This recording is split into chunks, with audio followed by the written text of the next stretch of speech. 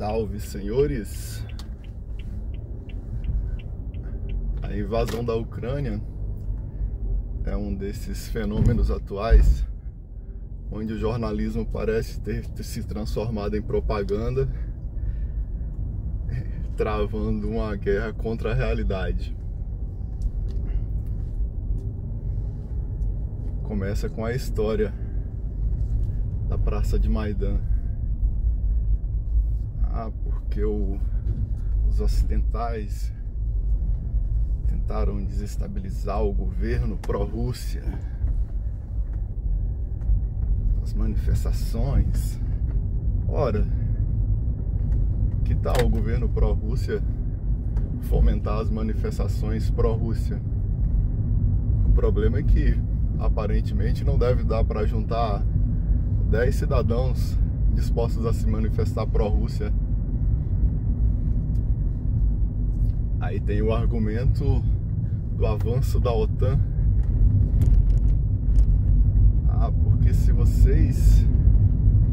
a Ucrânia não fizer o que eu quero em relação à OTAN, eu vou invadir vocês.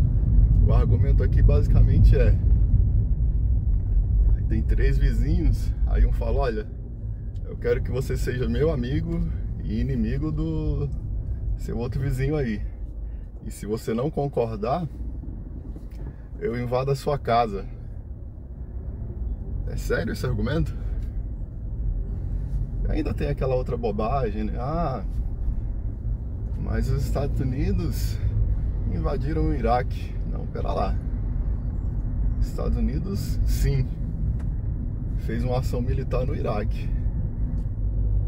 O Iraque, através do Saddam Hussein, que havia se enviado numa guerra contra o Irã, pegou dinheiro emprestado com Deus e todo mundo. Depois, não conseguindo pagar, resolve invadir o Kuwait. E essa confusãozinha, essa baguncinha culmina com a ação militar dos Estados Unidos. E aí então você vai me dizer que é a mesma coisa a ação militar da Rússia na Ucrânia? Ação militar nada, é uma invasão injustificada, sem lógica. Na verdade, existe invasão justificada. Criaram lá aquele fanfic dos nazistas na Ucrânia. Nazistas, é? Tem alguma raça sendo perseguida lá? Tem campo de concentração? Tem um estado fascista na Ucrânia? Aparentemente não, né? Ou seja, o nazismo na Ucrânia existe na propaganda do novo jornalismo, por assim dizer. E vale lembrar que lá a gente tinha, olha que coincidência, um ditador, assim como tem a Rússia. Parece que tem muita gente que não sabe, né? O Putin,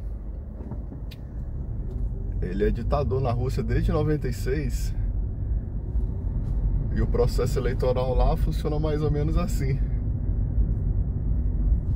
a oposição ou é tornada inelegível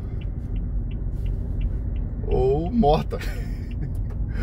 O candidato da oposição lá, ou ele fica inelegível ou ele é morto. Interessante isso. Mas prosseguindo,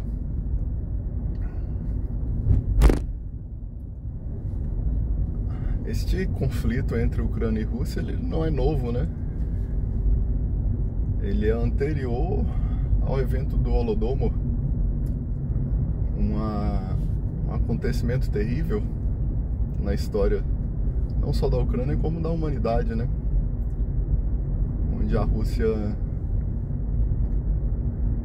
via controle político e militar, rouba os alimentos da Ucrânia, deixando que as pessoas morram de fome. Mas voltemos para o conflito. A gente tem ali uma invasão 2023 e tem um país invadindo o outro. E parece que as pessoas ainda não conseguem raciocinar ante o lógico, né? E parece que o óbvio não é suficiente. O fato de um país estar invadindo o outro em 2023 não é suficiente para você olhar para isso e falar: não, pera, primeiro vamos fazer assim, a Rússia sai da Ucrânia e depois a gente discute o que está acontecendo. Mas não, por incrível que pareça, contra todos os fatos da realidade, você tem que se encontrar nessa situação ridícula de ficar discutindo esse assunto como se houvesse aqui algum motivo para discussão sobre o tema. E tem o argumento: ah, mas os Estados Unidos é um país imperialista e fica fomentando a guerra, fornecendo armamentos. Aí volta no ponto anterior. Você queria o quê? Deixar que a Rússia invada o território ucraniano? É isso? Porque o contrário do apoio à Ucrânia é a invasão da Rússia. Você está defendendo isso. Agora tá ok o país: ah, eu vou invadir um país vizinho aqui. Por quê? Porque eu quero. Tá tudo certo. Não, né? Acho que isso não faz muito sentido. Tá, mas vamos falar de imperialismo então. Você já ouviu falar dos enclaves? Enclaves não. Você já ouviu falar dos escravos russos? Você já ouviu falar de Kaliningrado? Kaliningrado era um território alemão. Mais que isso, Kaliningrado era praticamente o centro do Império Alemão por ocasião dos conflitos. A Rússia invade esse território. Ao final dos conflitos, ela fala: olha, eu não estou a fim de devolver esse território não. Então vocês alemães que estão aqui, vocês estão convidados a se retirar. E se não se retirarem, vocês irão morrer, porque nós vamos ficar aqui. E aí a gente passa pela Chechênia, a Transnistria, a própria Crimeia, um tempo atrás. Tem também um território lá na Moldávia, que eu não me recordo o nome agora, que basicamente o argumento da Rússia é o seguinte: olha, tem essa meia dúzia de cidadão russo aqui, que mora aqui nesse território, e para defender os interesses políticos dessa meia dúzia de cidadão russo, nós vamos invadir o território. É basicamente, o Brasil manda meia dúzia de brasileiros lá pro Uruguai, aí passa 5 anos e fala: olha, nós vamos invadir aqui o Uruguai, porque nós vamos defender os interesses políticos desses brasileiros que moram aqui. É sério? Então funciona assim a ocupação territorial agora.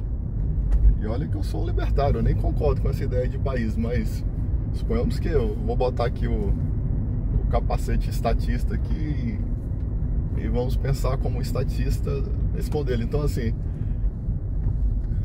basta eu enviar meia dúzia de cidadão para um lugar, para algum território, depois crio ali um movimento separatista que tem o apoio de meia dúzia de gato pingado.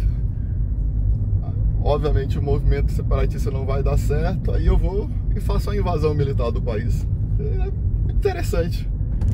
É o novo normal agora do mundo, né? Segundo a propaganda. Então é isso. Você pode estar pensando: ah, mas você se debruçou sobre esse tema, você gastou um tempo lendo a respeito, você está de posse de informações que eu não tenho.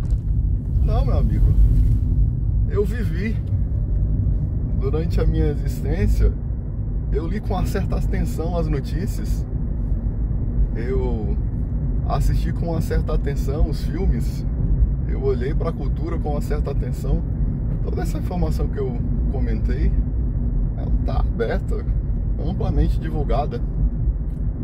Agora eu me pergunto é como uma pessoa que viveu na minha época, de posse de todas essas informações, cai tão facilmente na propaganda russa. Aí sim é um desafio. A capacidade de você entender o inexplicável. Como a propaganda